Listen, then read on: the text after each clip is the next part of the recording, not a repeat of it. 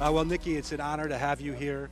I know the president was incredibly grateful for your presence. And by the way, how well did she do on stage with the president? Thank you. I was very scared. You look pretty good behind the seal, by the way. Thank you. I must admit, your competition, which really isn't competition, didn't really look good behind the seal when they were with Kamala Harris. Oh. Just saying. So, Nicki, look, everyone knows that you are the undisputed queen of rap, but what many people in this room might not know about you is who was Nicki before the fame? How did you grow up? Where did you grow up?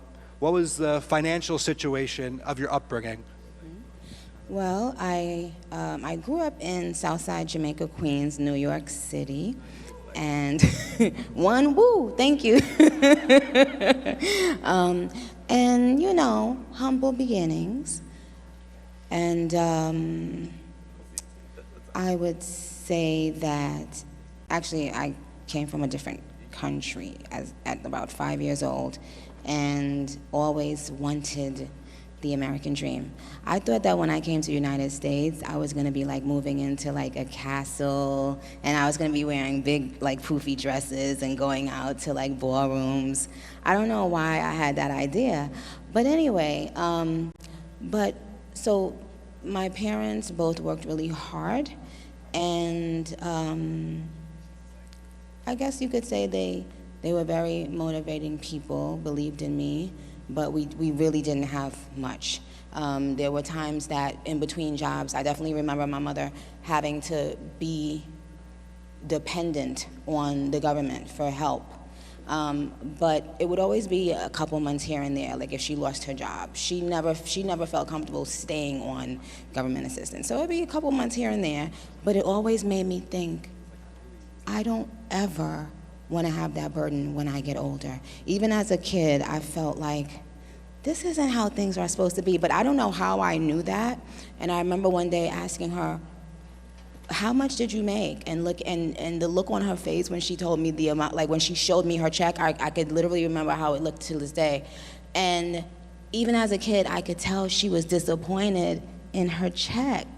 So it always instilled something in me to be a go-getter and to like make my family proud by way of achieving my goals. So I would set really outlandish goals, kind of, and just hope for the best.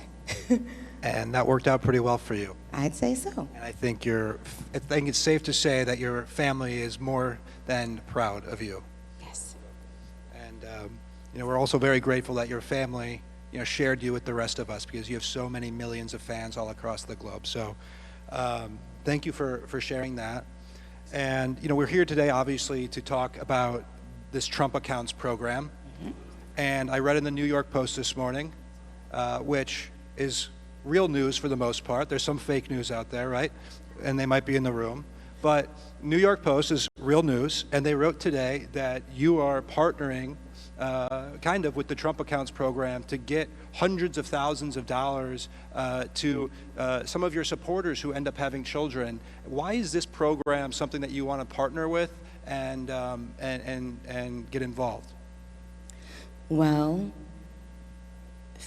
when you guys first did a live about it, it caught my attention right away. It seemed like something I had never heard of anyone doing before. And I could just tell that this is something that I wish I would have had access to as a kid and as a teenager growing up, because people don't talk about how when you graduate high school, if you don't have if you're not going to college right away, how scary it could feel. You know, like if you're not having your college paid for, how scary that could feel. So, and tuition is a lot of money, and cost of living is a lot of money, and loans and all that stuff. And a lot of people forget that that's very difficult for young people, and especially young people who are ambitious they want to hurry up and leave home. They want to go and, be in the real world. And then they get to the real world and realize, oh, it's not that easy. This is, we're going to have to pay some bills around here. And that's what happened with me. Like, I got out of high school and I thought everything was just going to be smooth sailing. But I realized quickly, no, I have to work. I have to figure things out on my own if I wanted to live a certain way. And that's what I did. But if I had access to something like this, my whole life would have been different. So now I'm thinking about all those kids that are bright and just don't have, they're not born with a bank account, they're not born with wealthy relatives or parents, but they have so much to offer this world. And now they get to have some sort of hope. And I'm big on hope for children and for young people. They get to have hope knowing that they can be in the same playing field by the time they're 18 or in their young 20s. They can have something going for themselves at that age, which is going to contribute immensely, in my opinion, to their mental state as well. Because when you have to worry about paying bills, it doesn't only affect your bills, it affects your mentality, your mind frame. And we need our young people to have less stress. They're very stressed out, you guys. So that's what I love. Well, I think that was spot on, and we are so grateful for your partnership, and I hope we can see many of your Barbs make beautiful babies. In the next couple Barbs, go out there and make some babies, Barbs. We need some baby Barbs out there. Look, a lot of politicians talk about helping Americans, but a lot of the policies have failed. We were talking backstage about, like, why hasn't another president thought of this, right? Like, why do you think President Trump is so, effective and creative when it comes to, these types of policies and being able to implement them? Well, it's because he really wants change. He doesn't want to just talk about it. He's a businessman, which, in that world, people judge you by, are you successful at, at the things that you said you were going to do. So versus the average politician, they're just a politician who may want to be a celebrity. They don't care if their policies work 2 months from now, 2 minutes from now. They don't care if they inspire the next generation. They just care about getting in office. This is a different human being. This is a different president. This is a different kind of leader. This is a businessman and an authentic human being. So when he says that he wants to contribute something long-term, way after he's in office, that's what he means. And you get to see all of these other people that are, that have a lot of money and that have a lot of influence. They're drawn to that. It's like a magnet, because everyone wants to make a change. Well, the good people want to make a change for the better. So, probably not Gavin Newsom. Oh, no, he doesn't want to make a change. Absolutely not. Newsom only wants to be seen. He does not want to do anything credible with his time or life. It's true. I knew that would get them clapping. No. And while he's on topic, what did you make of our great Treasury Secretary's comments about Newsom in Davos? So spot on. That's one of my new heroes, I told you, now, because of the way he so calmly and confidently obliterated Newsom.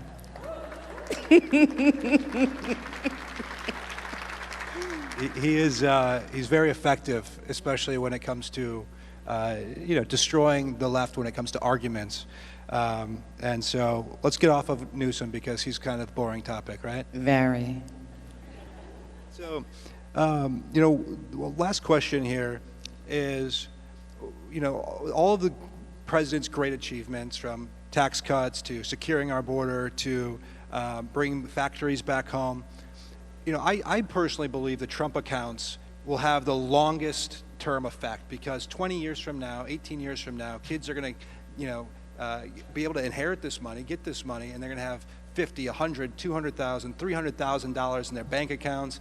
And I read today that if they're 28 years old and the money continues to grow, it could be up to $1.1 million by the time they turn 28 years old. And so, do you agree that this is going to have lasting impact? Absolutely. Absolutely.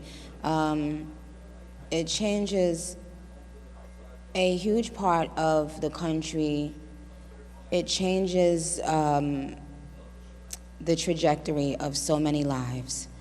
And now, these children will be able to loosen up a bit, enjoy, being young, enjoy, time being in high school and in college, knowing that they can have fun again while becoming a businessman or a businesswoman. Like, to me, there's nothing greater, well, almost nothing greater, than teaching financial literacy to young people. I think it's so important, and I think it should be in the curriculum in schools, actually, because it's a life-changing thing. They don't teach it, and it's what children need. It's what everyone needs, and these children, some of them, will be able to teach even their parents about investing, right?